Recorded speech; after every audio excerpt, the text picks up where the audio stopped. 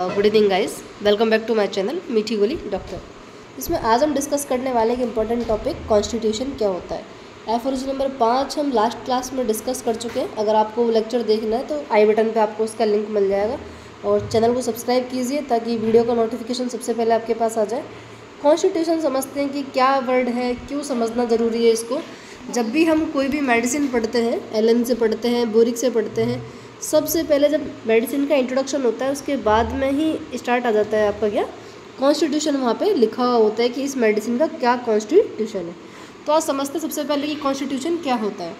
Constitution can be defined as psychological, functional and structural plane of organisation revealed through a pattern made by various characteristics and responsiveness to environmental factors. समझते हैं क्या लिखा हुआ है इस line का मतलब। इन्होंने बोला है कि एक जो कॉन्स्टिट्यूशन होता है वो क्या होता है, साइकोलॉजिकल, ठीक है, एनवायरमेंटल, फिजिकल, मेंटल, इंटेलेक्चुअल और इमोशनल, ठीक है। इन सारे डिफरेंट टाइप के कैरेक्टरिस्टिक्स से मिलकर बना होता है और इसका जो रिएक्शन होता है एनवायरनमेंट के साथ उसको हम क्या बोलते हैं, कॉन्स्टिट्यूशन बोलते हैं। रिस्पॉन्सिवनेस टू एनवायरनमेंट, कि वो एनवायरनमेंट के प्रति या एनवायरमेंटल जो फैक्टर्स हैं उनके लिए वो क्या रिस्पॉन्स करता है। The sum total of the individual characteristics in 3 plane, और 3 प्लेन कौन सा है जिसमें हम ट्रीटमेंट करते हैं, फिजिकल, इमोशनल और मेंटल, ठीक है। आपको हमेशा याद रखते हुए चलना है। The influences of the exogenous and the endogenous factors is at emotional, intellectual and physical plane। अब एक्सोजीनस और एंडोजीनस फैक्टर्स क्या है। एंडोजीनस जो हमें हेरिडेटरी मिलता है हमारे पेरेंट्स से, ठीक है। आप सबको पता है कि एक्स एक्स है फीमेल है, एक्स वाई होता है तो मेल होता है। ये जो भी फैक्टर है इसको बोलते हैं एंडोजीनस, जो हेरिडेटरी हमारा कैरेक्टर है, ठीक है। जो भी हमें बोलते हैं कि एक बच्चा अपने पेरेंट्स के जैसे दिखता है तो क्यों, जीनोम की वजह से। और एक्सोजीनस जो फैक्टर होता है, एक्सोजीनस क्या होता है, एनवायरमेंटल फैक्टर्स को हम बोलते हैं। जो भी आफ्टर बर्थ हमारे अंदर चेंज आते हैं, बिहेवियरल चेंज हो गया आपका, सोसाइटी को लेके कोई चेंज हो गया, हम जिस एनवायरनमेंट में रहते हैं उस एनवायरनमेंट को लेके हमें ससेप्टिबिलिटी है, तो ये सब क्या हो जाएगा, आपका एक्सोजीनस फैक्टर हो जाता है। तो जितने भी हमारी बॉडी में एंडोजीनस और एक्सोजीनस जो फैक्टर्स हैं उनका PEM के साथ जो रिलेशन है, जो कनेक्शन है, जो भी इन्फ्लुएंसेस है, जो भी रिस्पॉन्सिवनेस है, उसी को हम क्या बोल देते हैं सिंपल लैंग्वेज में, कॉन्स्टिट्यूशन, ठीक है। समझते हैं और इसमें आगे क्या लिखा होगा। नेक्स्ट वो करते हैं कि it is described as a structural constant creating the build of the individual. Structural constant है, चेंज नहीं हो सकता। एक पर्सन का एक बार जो है वो वही रहेगा। ऐसा नहीं है कि आज एक पर्सन है वो हाइड्रोजनोइड कॉन्स्टिट्यूशन का है तो हो सकता है कि 2-4 साल बाद में वो फैगमेटिक हो जाएगा, ल्यूकोफैगमेटिक हो जाएगा, सैंग्विन टेम्परामेंट। नहीं, ये क्या होता है, अनचेंजेबल है, आपका कांस्टेंट है। हमेशा जो पर्सन जिसका जो कॉन्स्टिट्यूशन है वो वही रहेगा, कांस्टेंट है। Stuart Close defined constitution as that aggregates of hereditary characters influenced more or less by the environmental which determines the individual's reaction। क्या बोला है उन्होंने कि जो स्टुअर्ट क्लोज है उन्होंने कहा है कि जो भी हमारे अंदर हेरिडेटरी और एनवायरमेंटल, सिंपल सी बात है, एक्सोजीनस और जो एंडोजीनस जो फैक्टर्स हैं वो मोर और लेस जितना भी वो इन्फ्लुएंस्ड होते हैं किससे, एनवायरमेंट से, उसे ही कॉन्स्टिट्यूशन बोला गया है, ठीक है। एग्रीगेट करते हैं सक्सेसफुल और unsuccessful to the stress of environment, कि या तो वो जो एनवायरनमेंट में जो भी चेंज आता है या कोई स्ट्रेस है, जैसे कि हीटिंग ज़्यादा हो गई है, टेम्परेचर ज़्यादा हो गया, बारिश ज़्यादा हो गई है, बाढ़ आ गया है, तो उस चीज़ को, उस स्ट्रेस को, एनवायरनमेंट का जो भी चेंज है, जो भी स्ट्रेस है, उसे या तो वो अच्छी तरीके से हैंडल कर सकते हैं, ये सक्सेसफुल हो गया, और नहीं कर सकते तो अनसक्सेसफुल, कि जो भी इंडिविजुअल का रिएक्शन हो गया उस पर्टिकुलर एनवायरमेंटल स्ट्रेस के लिए उसे ही हम क्या बोलेंगे, कॉन्स्टिट्यूशन बोलते हैं, ठीक है। J.T. Kent, James Tyler Kent sir ने कहा है कि physical constitution is the external disorder following disorder in the man, the vital force, the man and development of his constitutions are determined by several factors. At the time of birth, the baby receives few characters from parents. Hereditary हो गया, which we call as the genetic characters. ठीक है, many of these characters are determined by genetic factors. कि हमारी body में कुछ characters क्या होता है, पेरेंट्स से मिलते हैं, जिसको हम बोलते हैं जेनेटिक या genomic factors. Once the baby grows, जब बच्चा बड़ा होता है, start facing different environmental conditions like house, school, playground, teachers, media, friend circles etcetera. हम इतने लोगों से मिलते हैं, सोसाइटी से जब हम मिलते हैं, देयर इन्फ्लुएंस, और उनका जो इन्फ्लुएंस होता है ऑन हिम, उस बेबी पर, mould his behaviour and comprehending pattern either directly or indirectly. वो क्या करता है कि उस जो बच्चा है उस पर जो इफ़ेक्ट पड़ता है, ये बेबी है, इसको सबसे पहले सेवरल फैक्टर्स कहाँ से मिले, पेरेंट्स से मिले. ठीक है, तो उसको क्या बोल दिया गया था, एंडोजीनस. ठीक है, जैसे ही बेबी आपका ग्रो हुआ, स्कूल गया, ठीक है, सोसाइटी में वो लोगों से मिलने जुलने लगा, तो फ्रेंड्स वगैरह बने.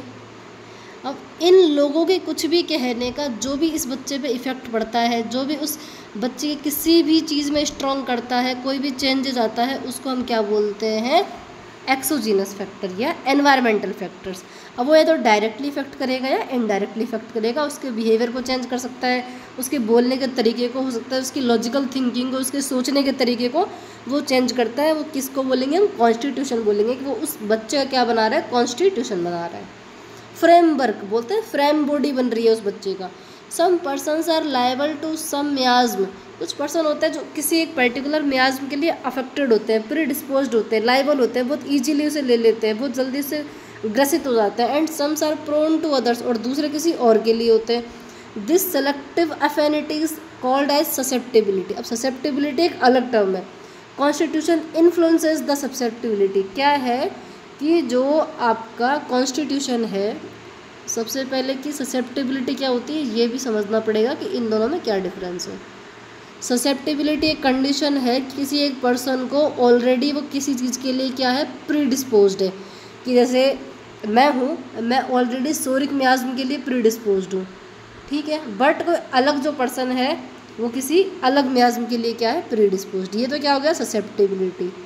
तो जो कॉन्स्टिट्यूशन है ना, ससेप्टिबिलिटी क्या करता है, इफेक्टेड करता है, या तो कम करता है या ज़्यादा करता है. ठीक है, constitution influences the susceptibility. It is very difficult to estimate how a person's constitution develop. कि हम ये पता नहीं कर सकते कि उस पर्सन का जो कॉन्स्टिट्यूशन है वो कैसे डेवलप हो रहा है, उसको पता करना इतना ईजी नहीं है. But constitutional diagnosis helps in treating the patient and even in selection and preparation of doses. सबसे पहली बात कि हम कहाँ लेते हैं, बोला गया है एफर्ज नंबर 5 में कि जब फंडामेंटल कॉज होगा, और फंडामेंटल कॉज कहाँ होता है, क्रॉनिक डिजीज़ के अंदर. ठीक है, तो उस टाइम मास्टर हैनीमैन सर ने गाइडलाइन दी है, हमें एक गाइड किया है कि उस टाइम हम क्या करेंगे, कंप्लीट केस टेकिंग करेंगे. कंप्लीट केस टेकिंग में हम क्या करते हैं, एक्सेसरी सर्कमस्टेंसेस को भी लेते हैं. ठीक है, तो उस टाइम कॉन्स्टिट्यूशन कैसे बना, ठीक है, ये तो हम एस्टिमेट नहीं कर सकते कि किसी भी पर्सन का, किसी भी इंडिविजुअल का कॉन्स्टिट्यूशन कैसे बनता है, उसका जो फिजिकल मेकअप है वो कैसे बना. बट अगर हम उसका कॉन्स्टिट्यूशन फाइंड कर लेते हैं, डायग्नोस कर लेते हैं, तो हमारे लिए कॉन्स्टिट्यूशनल रेमेडी निकालना आसान हो जाएगा, जो क्या करेगा, उस केस को ट्रीट कर देगी, परमानेंटली क्योर कर सकते हैं हम उस पर्सन का. ठीक है, ये लिखा हुआ है इस लाइन के अंदर कि but constitutional diagnosis helps in treating the patient and even in selection and repetition of the doses. कि हमें पता चल जाएगा कि वो पर्सन बेसिकली किस चीज़ के लिए ज़्यादा ससेप्टिबल है, उसको क्या डोज देनी है, क्या उसका पोटेंसी हम उसमें सिलेक्ट करते हैं. There is some confusion in some queries regarding the definition of good constitution. की क्या होता है, एंड वेल बिल्ट फिजिक क्या होता है, बॉडी फिजिक, रूप आकार, बाहर से जो दिखता है form. Built is something more than the well formed body. कि एक जो बॉडी बिल्ट होता है वो क्या होता है कि ठीक है, एक जो ढांचा बना हुआ है उससे कुछ ज़्यादा जो बोलता है उसको बोलते हैं बिल्ट बोलते हैं. It is not affected easily moderately infringing the laws of health. जो लॉज ऑफ हेल्थ से ज़्यादा अफेक्टेड नहीं होता है. On the other hand a man with bad constitution is made sick by any infectious disease. Moreover he may fall prey to degenerative diseases. Even he is having a good body. क्या बोला है इसका मतलब कि दो type के person है, एक का गुड कॉन्स्टिट्यूशन है, अच्छा उसका बॉडी फिजिक है, एक का बैड कॉन्स्टिट्यूशन है। तो ऑब्वियस सी बात है कि पहले इल ये पड़ेगा, पहले बीमारी इसको ज़्यादा होगी, ज़्यादा अफेक्टेड होगा किसी भी इन्फेक्शन के लिए, क्योंकि इसकी इम्यूनिटी लो है, इसका PEM में डिस्टर्ब है। PEM फिजिकल, इमोशनल और मेंटल वेलबींग के अंदर हो सकता है कि भले ही उसका जो बॉडी बिल्ड है वो अच्छा हो, ठीक है, बड़े ही क्या हो सकता है उसका बॉडी बिल्ड अच्छा हो, फिजिकल मेकअप उसका अच्छा हो, बट हो सकता है कोई इमोशनल फैक्टर उसका ट्रिगर कर गया हो, कोई उसका मेंटल फैक्टर उसका ट्रिगर्ड हो गया हो। तो इसलिए उन्होंने बोला है कि fall prey to degenerative diseases. Degenerative जो धीरे धीरे बॉडी को डिजनरेट करती है ग्रेजुअली, और ग्रेजुअली क्या होती है क्रोनिक डिजीज, ठीक है, ग्रेजुअली क्या होती है chronic. Having a good body कि अच्छा बॉडी बिल्ड होने के बावजूद भी अगर पर्सन का कॉन्स्टिट्यूशन बैड है, वीक है, कमज़ोर है, अगर वो किसी चीज़ के लिए ससेप्टेबल है तो वो क्या हो जाएगा, जल्दी बीमार पड़ेगा, ठीक है। नेक्स्ट, कैरेक्टर्स ऑफ कॉन्स्टिट्यूशन की क्या इसका कैरेक्टर है, क्या सिग्निफिकेंस है। It means the inherited, obvious सी बात है पेरेंट्स से आया, एंडोजीनस फैक्टर है, जीनोमिक फैक्टर है, एंड एक्वायर्ड फिजिकल, और फिजिकल मतलब बाहर से भी हम एक्वायर्ड करते हैं, एनवायरनमेंट से, आसपास की सोसाइटी में, अपने फ्रेंड सर्कल से, टीचर्स से, बाकी लोगों से भी। Emotional and intellectual makeup of a person कि PEM आपको हमेशा याद रखना है कि जो होम्योपैथी है 3 प्लेन में ही ट्रीटमेंट करती है, PEM याद बिल्कुल कंठस्थ हो जाना चाहिए अपन को, ठीक है। It indicates the type of which the individuals belong, ये उस टाइप को डिसाइड करता है, उसमें इशारा करता है एक फिजिशियन को कॉन्स्टिट्यूशन कि हाँ ये पर्सन उस टाइप का है। अगर किसी का कॉन्स्टिट्यूशन हाइड्रोजनोइड है तो उसको हो सकता है कि पानी से दिक्कत हो, किसी का अगर ऑक्सीजनोइड है हो सकता है कि उसमें बॉडी में ऑक्सीजन बहुत ज़्यादा हो। It is constant and immutable, ये कैसे कांस्टेंट, कभी चेंज नहीं हो सकता, ठीक है, बॉडी में हमेशा एक जैसा रहेगा। It is not modified under external और इंटरनल इन्फ्लुएंसेस कि कितना भी बॉडी में इमोशनल ट्रिगर्स हो, कितना भी बॉडी में मेंटल इम्बैलेंस हो, या कितना भी फिजिकल या एनवायरमेंटल स्ट्रेस आ जाए, ये कभी भी क्या है, नो चेंज, कभी भी चेंज नहीं हो सकता, किसी भी फैक्टर से मॉडिफाइड नहीं होता है, ठीक है। तो ये क्या है आपका कांस्टेंट है, इम्यूटेबल है, अनचेंजेबल है। एक साइंटिस्ट है अपने ग्रेवोगल्स क्लासिफिकेशंस ऑफ कॉन्स्टिट्यूशन, इन्होंने क्या दिया था, कॉन्स्टिट्यूशन को क्लासिफाइड किया था कि बेसिकली किस टाइप का है। Most of the homeopaths accept this classification was based on different biochemical contents of the body. तो इन्होंने दिया था कार्बन, नाइट्रोजन, ऑक्सीजन और हाइड्रोजन के बेसिस पर, ठीक है। तो वही 3 टाइप का उन्होंने बेसिकली बताया था, कार्बोनाइट्रोजनोइड, ऑक्सीजनोइड और हाइड्रोजनोइड। देखो इनका मीनिंग क्या है, ज़्यादा डिटेल में नहीं है, आप नॉर्मल इतना क्वेश्चन आता नहीं है, बट एक छोटा सा आप इसमें आइडिया ले सकते हो रफली कि कार्बन नाइट्रोजनोइड मतलब कि बॉडी में कार्बन और नाइट्रोजन एलिमेंट ज़्यादा होंगे, तो इसका मतलब CO2 ज़्यादा होगी बॉडी में, और नाइट्रोजन गैस भी ज़्यादा होगी, इसका मतलब अमोनिया ज़्यादा होगा। जो बॉडी में जो वेस्ट मटेरियल है ना, क्योंकि CO2 भी वेस्ट मटेरियल है, NH2 है, यूरिया है, ये सब, तो वेस्ट मटेरियल क्या हो गया बॉडी में ज़्यादा है, ठीक है। ऐसे पर्सन में O2 क्या हो गई, कम हो गई, ठीक है। तो एक इस प्रकार का हो गया कॉन्स्टिट्यूशन। सेकंड उन्होंने बताया क्या, ऑक्सीजनोइड। ऑक्सीजनोइड में क्या है कि बॉडी में ऑक्सीजन लेवल ज़्यादा है, ऑक्सीजन लेवल ज़्यादा है तो ऑक्सीजन हीमोग्लोबिन कैरी करता है, तो हीमोग्लोबिन भी ज़्यादा हो गया। जो ब्लड वेसल्स होती है उनमें ब्लड ज़्यादा होता है, तो उससे क्या होता है, इन्फ्लामेशन आ जाती है, क्या हो जाती है, इन्फ्लामेशन बॉडी में। यह सैंगुइन टेम्परामेंट क्या होता है, फेस पे हॉट, फ्लश्ड, रेड, बोलते हैं कि जैसे ब्लड जिसको बोलते हैं ना कि चेरी रेड फेस, ठीक है।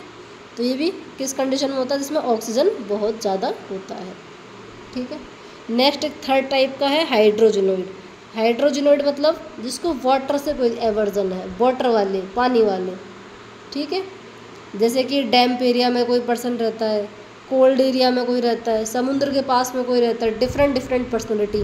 बोलते हैं कि नेट्रम सल्फ एक पेशेंट होता है, वो समुद्र के आसपास ना तो रह सकता है, ना ही वहाँ की सब्जियाँ वगैरह खा सकता है, उसको क्या हो जाता है, उसको डायरिया हो जाता है उस कंडीशन में, ठीक है। एलन में ऊपर ही ऊपर फर्स्ट लाइन मेंशन है कि उसका कॉन्स्टिट्यूशन कैसा है, हाइड्रोजनोइड कॉन्स्टिट्यूशन है, और सी सोर्स से उसे दिक्कत है, सी सोर्स से, ठीक है। इसी टाइप से पल्स भी ऐसा ही है, उसको भी कोल्ड से दिक्कत है। Psychosis miasm of Hahnemann resembles the hydrogenoid constitution but not all the psychotic remedies are hydrogenoid.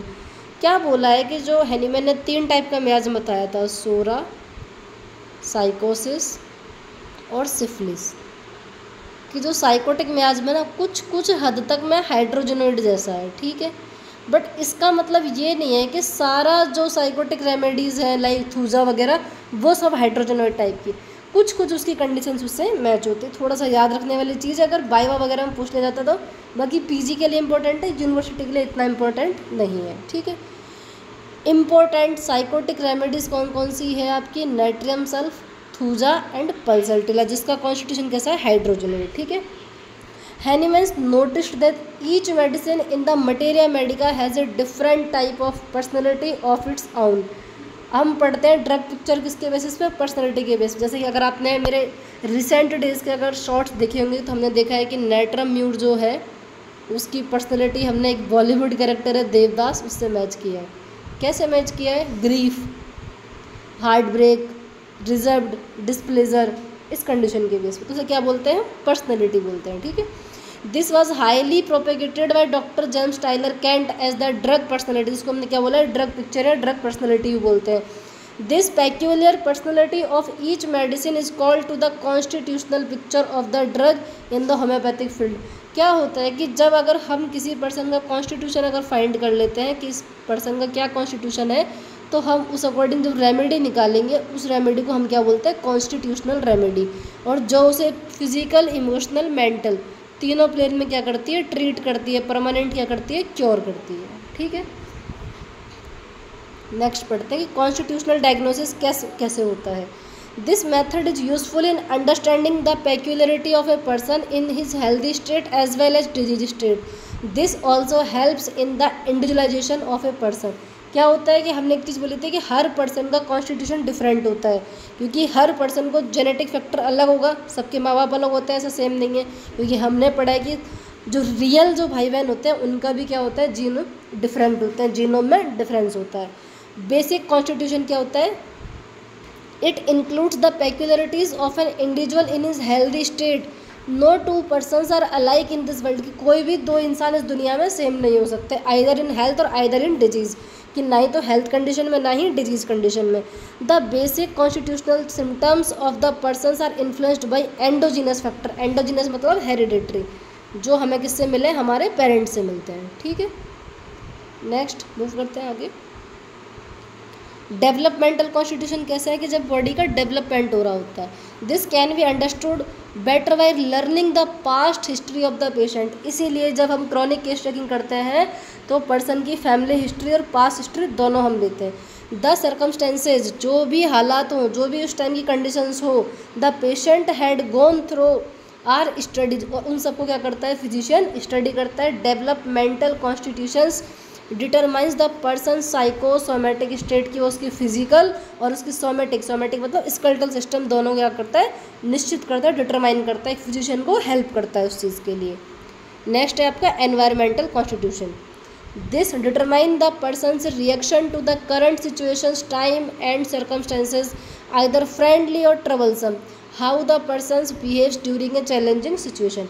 क्या बोला गया है कि एनवायरमेंटल के अकॉर्डिंग कि एक पर्सन है वो ठंड के लिए ज़्यादा ससेप्टिबल है, जैसे ही कोल्ड का मौसम आता है बेचारा तुरंत बोलते हैं कि लाइबल टू टेक कोल्ड, ट्रेमूर के अंदर लिखी हुई है ये लाइन, ठीक है, कि वो बहुत जल्दी क्या होता है, कोल्ड से लाइबल हो जाता है, कोल्ड कैच कर लेता है। एक पर्सन है वो गर्मी से ज़्यादा परेशान है, जैसे गर्मी है, हाई गर्मी, हाई गर्मी, हाई गर्मी, तो दोनों का डिफरेंट क्या है, रिएक्शन है उस एनवायरनमेंट को फेस करने का, उस चैलेंज को फेस करने का। आइदर फ्रेंडली और ट्रबलसम, हो सकता है किसी को ठंड पसंद हो, किसी को बारिश में आइसक्रीम खाना पसंद हो, किसी को बारिश से नफरत हो, ठीक है। यही चीज़ें हैं कि कोई चीज़ उसके लिए फ्रेंडली हो और वही चीज़ किसी और पर्सन के लिए ट्रबलसम हो, क्या बन गई हो, परेशानी बन गई हो, तो इसे हम क्या बोलते हैं, एनवायरमेंटल कॉन्स्टिट्यूशन। 3 टाइप से समझा हमने। फर्स्ट है आपका बेसिक, जो हमें क्या बताता है, PQR A symptom of individual, ठीक है। नेक्स्ट डेवलपमेंटल, और उसके बाद में एनवायरनमेंट से उसका क्या रिएक्शन है, ठीक है। कॉन्स्टिट्यूशनल मेडिसिन क्या होती है, this method of therapeutics is unique to homeopathy. सिर्फ और सिर्फ किसमें, होम्योपैथी में। जब भी क्वेश्चन आएगा सुपीरियरिटी ऑफ होम्योपैथी, आपको ये चीज़ें मेंशन करनी है कि individualisation, law of similia, permanent possible cure, no surrogacy, constitutional medicine, ये सब सिर्फ और सिर्फ क्या है, होम्योपैथी के अंदर है। ठीक है, जो इसको क्या बनाती है, यूनिक बनाती है, सुपीरियर बनाती है। It is believed that the constitutional medicine can correct the inherent and acquired defects in personality, और ऐसा माना जाता है कि अगर हमने किसी पर्सन के कॉन्स्टिट्यूशन को ही सही कर दिया, अगर उसे फिजिकल, इमोशनल, मेंटल तीनों उसके वेलबींग को वापस से सही एक बैलेंस स्टेट में ले आए, तो क्या हम उसको जिन फैक्टर्स ने अफेक्ट किया है उसे नहीं हटा सकते? तो इसी को हम क्या बोलते हैं, क्योर बोलते हैं। Well selected deep acting homeopathic remedies equal to the constitutional remedy. Importance क्या है वही रेमेडी फाइंड आउट करने में।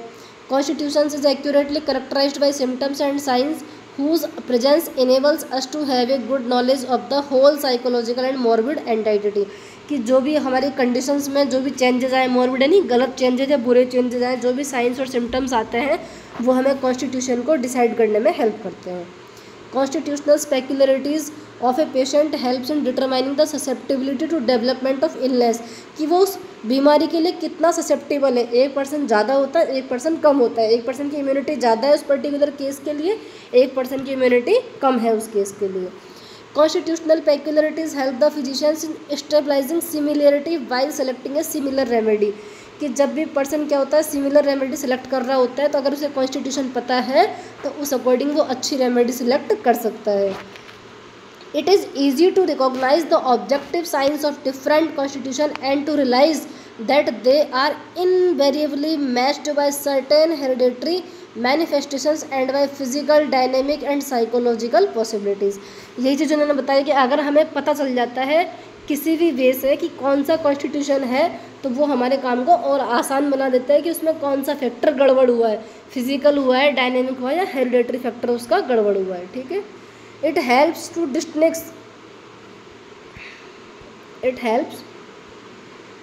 distinguish clearly between typological entities and temperamental entities, कि उसका टेम्परामेंट के जैसे हुआ है टाइपोलॉजिकल जो बॉडी का टाइप है।